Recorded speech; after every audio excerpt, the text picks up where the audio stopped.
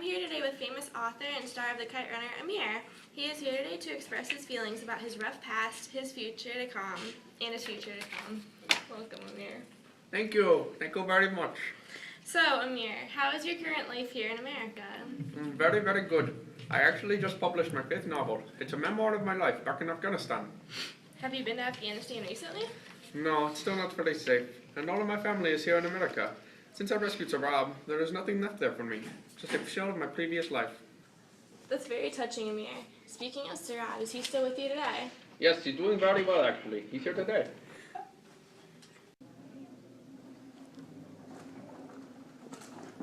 Look around that, he must be very proud. Indeed. He's practically a man now. I see him as my own. I shuffled my cards. Okay, now that everything's together now, do you have any children of your own? No, I do not. My wife and I have tried many, many times. I guess having children was just not meant for us. Aww. So you are working on a new novel? Yes, it's a work in progress. It's about 2 boys growing up together as best friends, finding out they're brothers in the end. How interesting. What inspired this? You probably read the book The Kite Runner, the story of Hassan and myself. We were childhood best friends. In my most recent novel, I touch on some of the things I dealt with as a young Afghan boy. That's very clever. What are some of these subjects, if you don't mind sharing with us? Well, I won't reveal everything, but the main character has a strained relationship with his father.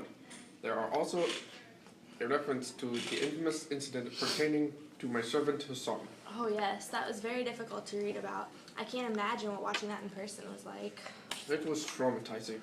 I felt my heart beating in 1,000 different ways. Why didn't you yell out and try and help your best friend? I was scared. I was scared of Asif and his brass knuckles. I was scared he would do the same thing to me that he did to Hassan. I just froze. And why did you ultimately never tell Baba, or anyone for that matter? I was ashamed I didn't tell. Baba would have been so disappointed in me for being such a coward. I didn't want to watch him pity and care for Hassan. He did that enough already. Were you jealous of the constant affection that Baba gave Hassan? Yes, I definitely was. He was so interested in Hassan's life, yet hardly gave a care in the world about mine. He treated him like his own son. It's my understanding that there was a particular reason that Baba treated Hassan like family. Yes, Baba was not the man I thought I knew. He was Hassan's father, not Ali, our servant. My father, he treated Hassan like a son because he was a son. I found this out much later in life. Was that difficult for you to learn? Very. Baba stole my right to the truth, and that, as I was taught, is the greatest sin. I'm sorry. Let's talk about the days you were in Afghanistan trying to find Sarab, Hassan's son. Sarab was suddenly my half-nephew. Family always came first, so I had no choice, no other option but to save him. What was Afghanistan like when you went back? My country was in ruins, but there were images of war everywhere. The Taliban turned my country bad. It hurt to see. I saw bomb craters in the streets. Many homes and businesses were in ruins. I saw homeless men and women, mostly women. All the men were often bored. Anything else? The worship that was on the second day I was there. I watched the head of the Taliban stone a man and a woman to their bloody, painful death. It was horrible. I couldn't even watch it all. That's terrible. Why were they killed? And was it in public? A couple was stoned for committing adultery, and the couple was stoned for committing adultery, and yes, it was the halftime show of a soccer game. What a shame. So describe this Taliban leader. Yes, okay. It's a bit blurry to me, but I distinctly remember him wearing these John Lennon glasses.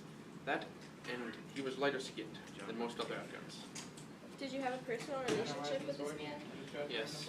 I didn't realize it until I was face to face with him. I knew he had Sarab, and I was willing to risk anything just to see him. I was scared for my life, and that was before I even knew who it was. Who was he? Asif. Who was Asif? He was the boy who caused me so much pain in my past. He was the boy who ruined Hassan, and then years later, he had possession of Hassan's son. He did the same to the boy he did to Hassan.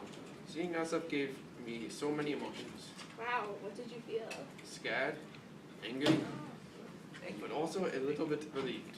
What then happened between you and Asif? I remember him beating the crap out of me, and then Sarab saved my life. He fought Asif with just a slingshot and a little glass ball.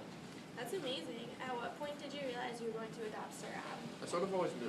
Great, a part of Hassan. What better way than to have his son? Was Sarab eager to come into America? There was a few bumps along the way, but overall, yes, I think he was glad to be here. Well, I think that about covers everything. Thank you for your time, Amir. Thank you for having me. Woo, woo, woo. Oh, fine.